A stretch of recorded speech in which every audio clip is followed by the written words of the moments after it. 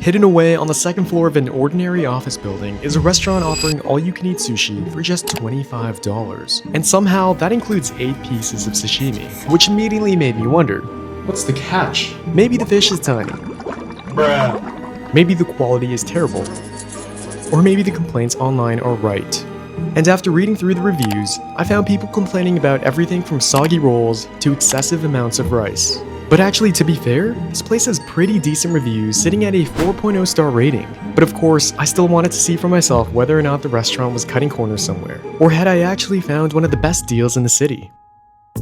Now, there was one catch about this place. To keep prices this low, you're limited to 90 minutes of dining time. And because of that, we're skipping the Korean BBQ add-on today, which is available for just a couple dollars extra. The KBBQ menu only has a couple of options anyways, so we're not really missing out on too much. The rest of the menu is pretty straightforward. You get a small selection of sashimi, a variety of nigiri, hand cones, and sushi rolls. And finally some appetizers including plain white rice. Now, I don't know who's coming to an all-you-can-eat sushi restaurant and ordering a plain bowl of white rice, but that's definitely not going to be me. Today, we'll be focusing on the items that will tell us the most about this restaurant, starting with the one thing that makes this deal, well, a deal.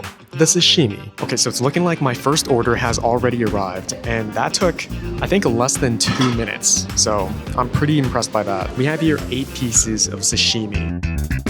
Now, at first glance, this is, pretty much about the size that I was expecting. It's a lot smaller than if you were to order by the piece at a restaurant. And to see whether or not $25 is actually good value, I'll be keeping track of roughly how much everything would cost if it wasn't all you can eat. Alright, let's go for a piece of the salmon. Actually, not bad. It's smooth and buttery, and it definitely does look like fresh salmon. Okay, let's go for a piece of the tuna. And I am noticing that the tuna is slightly bigger than the salmon. Hey, also pretty decent. It's meaty and fresh. Honestly, so far, more than decent for a $25 all-you-can-eat spot. Honestly, this was already a better start than I was expecting. The sashimi wasn't tiny, the fish tasted fresh, and with 8 pieces included, that already put a pretty decent dent in our $25 admission fee. Delivered alongside our sashimi was the nigiri. If you're trying to maximize value at an all-you-can-eat sushi restaurant, this is usually the move. You're still getting slices of fish, but with a little rice underneath. And I mainly focused on tuna and salmon, because, well, I mean, let's be real.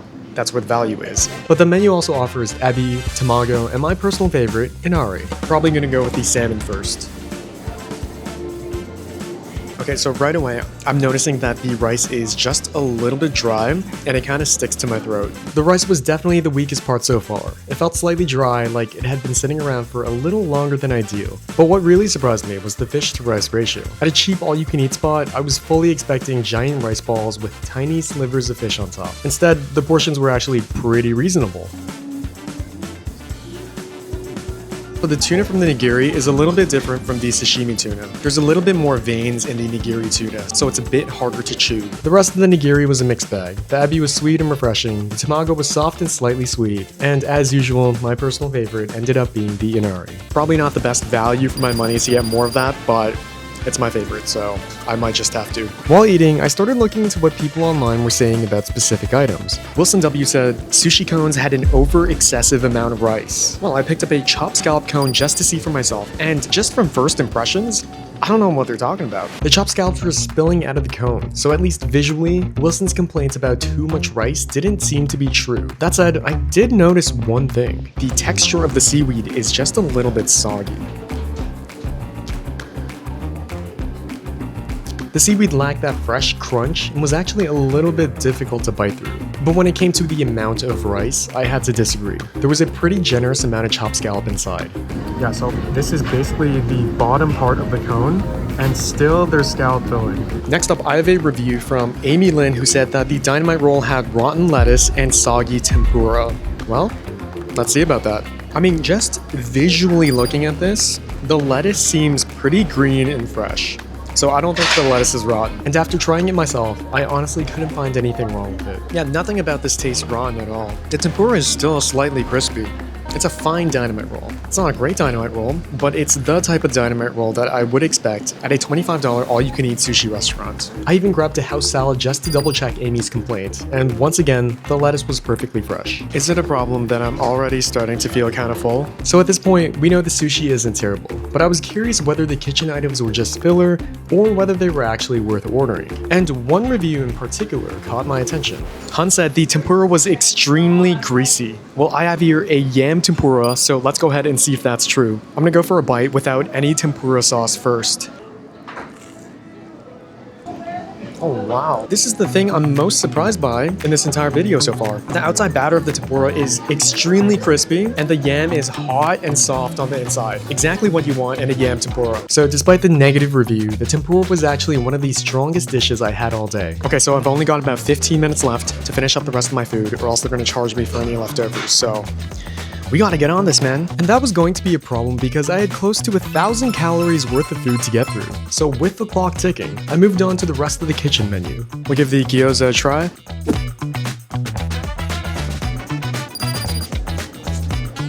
The wrapper is extremely tough. I would recommend skipping this one. Here's the chicken teriyaki.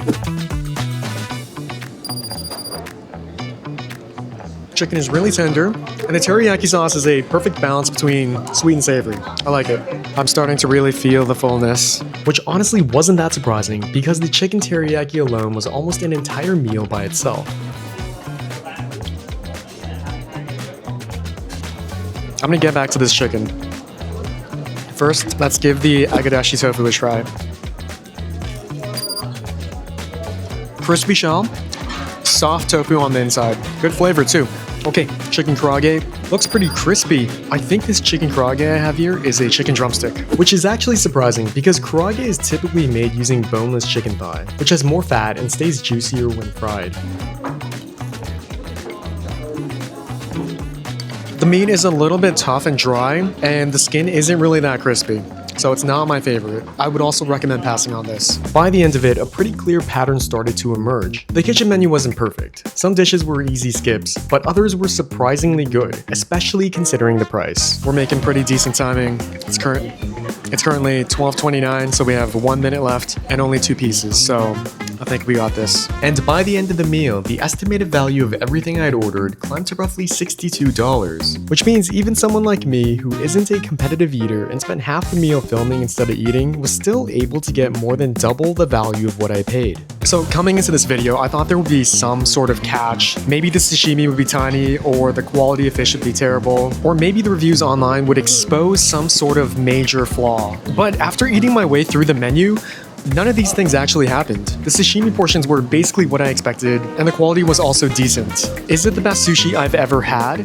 No, but I didn't expect it to be. For $25, this place isn't trying to compete with high-end restaurants. It's trying to offer as much decent sushi as possible for as little money as possible. And after today's investigation, I think it succeeds.